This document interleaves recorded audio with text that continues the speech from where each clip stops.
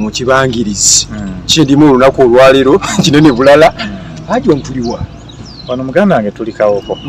Kawoko sobola okuyita Wakiso wano oba Nansana ku masitoowa Nansana ku masitoowa wano Nansana ku masitoowa awo nojja wano ekyebando state yaffe eno weeri ssebo naye nga nungi Haji wano tuyimiriddemu estate ntambulidde ddala oba otunula wonna buli kyetaagisa wano buli kiri bamayiba abalungi masanyalaze amazzi agattaapu motoka ekuteekaawo n'oyita abewaka nti mujje mune byenzize nabyo ssebo Haji twagala okumanya estate eno ogabe tuli Kawoko Nansana omuntu wabanga abuze nga badde ava mu tawuni atambula atya okutuuka wano kati bw'ava mu kibuga Kampala ogenda mu paaka oba paaka mpya oba ku Namirembe Road oba mu Kisenyi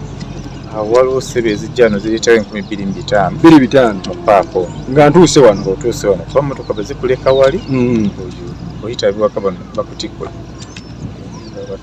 Haji kati omuntu ayandyagadde wanayinza kufunawo obugazi ki mu estate eno obugazi bwonna bwe bwetaaga kubanga ebyapa bya wano obadde weebiri byafulumye gwe jangu otutuukirire kyapa kyawano ebbeeyi yaffe yakutegeeragana yakwogerezeganya mu SEDIKA twogera Wakiso mu town council ya Wakiso ku luguudo Koima Road tuli opposite ni awabeeranga taxi ye Wakiso ewawo nti yavaawo ffe tukyayita ku paaka ye Wakiso oba ovudde Kampala ofisi yaffe awo bweri bw'ova mu taxi gwakozesa taxi muganda wange oluyimirira bw'otyawo ku paaka otunula opposite ku mukono gw'otajjiddeeko kuliko ekizimbe bakita Galeba Commercial Plaza waliwo stage ziringa 3 waliwo esooka bw'aba akulese wansi wasooka waliwo Kapeto station sigala ng'otunula bw'oti mu maaso ojja kulaba ku mukono ogwa ddyo waliwo akanaala bw'ova kanaala waliwo ekizimbe ekipya ekyakazimbwawo bw'okivaako ekiddako kibayita Galeba Commercial Plaza ku mukono ogwa ddyo ng'ogenda kwayina Haji twagala otubuulirako wano tunyonyodde tuli Kawoko anengira akasozi kano kentunuddemu kasozi ki kano kakati akasozi kolaba waliwo oyo gwe bayita Gombe owa Wakiso naye Gombe Wakiso kati saidi wano oba ogenda Naluvule Kabulengwa wali Kyebando yono wano Kyebando Nansana esebo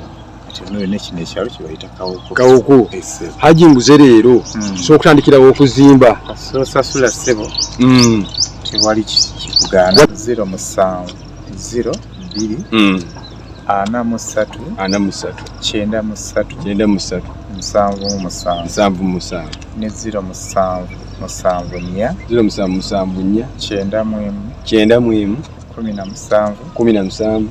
17 simu zaffe ez'obudde bwonna bwezikubirako zivaako ssebo tusooka kulongoosa kifo nekibeera nga kyonna kiyonjo ngera kukiraba okuva eno nga bwolabe okuva kuberi byongiraba tulongoosa paka okukka gyetusembera omuntu alina okujja nga bwaleeta motoka ye tikiriko wali mukubo mulimu enkonge ate simanya mwatulekeramu bino olina okutuuka ku kifo nga emmotoka etuuka ku kifo kyo tusooka kulongoosa sebwebetiyegyola ekitegeeza amakubo gonna gali sekiwadde buli poloti erina ekkuba ate eddungi egaze obulungi etuuka ku kifo kyo ssebo nga buli kimu fire brigade ne bugamba nti twazimba ennyumba nyingi ekifo nga bwe kiri ekine mu butuufu mu brigade kirina okubaamu amayumba amangi tuteekawo amakubo nga fire brigade ne beebanga wali ennyumba ekutta omuliro kubanga ebyo by'amasannyalaze tosobola kubitegeera ne beeba njuyi ekutta omuliro mu buli ngeri fire brigade erina weeyita okutuuka ku buli nnyumba amakubo magazi bulungi